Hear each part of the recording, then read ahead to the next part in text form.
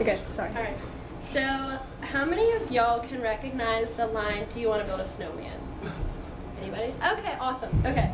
So lots of people can recognize those really catchy lines, but most of the time they don't realize that Frozen is about much more than the really cute snowman and the fun songs.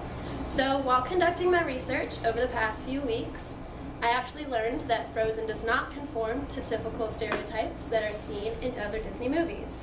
So why should you care about a message that's in a silly Disney movie? Well, if you think back to your childhood, there had to be at least one character that resonated with you. You know, you kind of looked up to him or her, helped shape your childhood.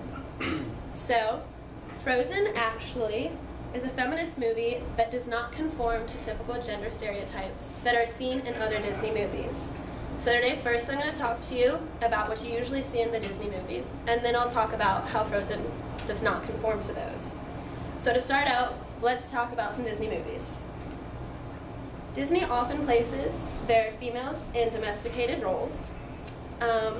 In the paper Diversity in Disney Films, they found that lots of the viewers of these movies see the characters as just seeking out domesticated lifestyle and trying to marry.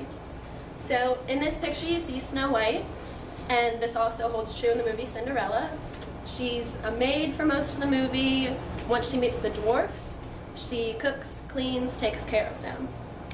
Now the second stereotype that's often seen is that women are just damsels in distress and they're all in need of a man to help save them from peril. Well, in a paper called How Disney Changed the Princess Story, they found that many of the princesses are actually fully reliant on their princes to save them because they're either asleep or they're just completely incapable of saving themselves. So, in Snow White and Sleeping Beauty, and Sleeping Beauty is this picture up here, they're actually asleep when their prince rescues them. They come and awake them from their slumber by true love's kiss.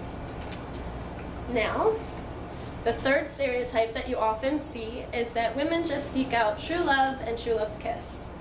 So Amy Davis, the author of Good Girls and Wicked Witches, found in her study that 75% of females in Disney movies are often either married or engaged, or they tried to be in a relationship.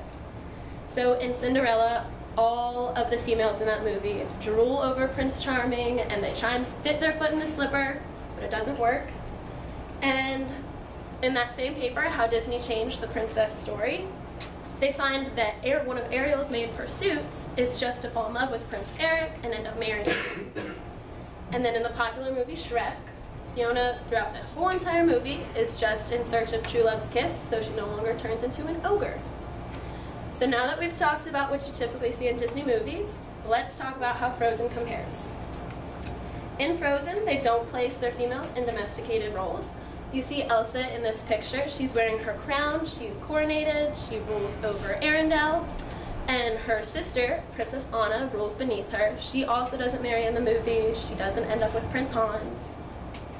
So, in the second stereotype that Frozen breaks is that women need men to save them from peril. So in this picture, you see Anna saving her sister Elsa from Prince Hans. There's not another man saving her. In this movie, Elsa also runs off into the mountains, and her sister Anna goes after her, not a man. And then in the very end of this movie, Anna actually punches this guy in the face for trying to harm her and her sister.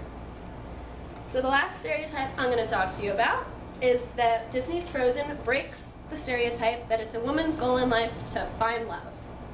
So in this picture, you see the song Love is an Open Door being performed, and that's Anna and Prince Hans. And lots of people think that this song's like true, they really love each other, but this song is actually just a mockery of the idea of having a love like Romeo and Juliet's. And in the very end of the movie, Elsa actually doesn't end up with a king by her side. She doesn't marry, and neither does her sister Anna. So, if you haven't seen this movie, I definitely encourage you to rent it. It's one of my favorites. And if you have seen some Disney movies, I hope that you're now able to recognize the gender stereotypes that are seen in them and how Frozen doesn't conform to those. And so in conclusion, Disney's Frozen is a feminist movie that breaks the stereotypes that are typically seen in most of their other movies.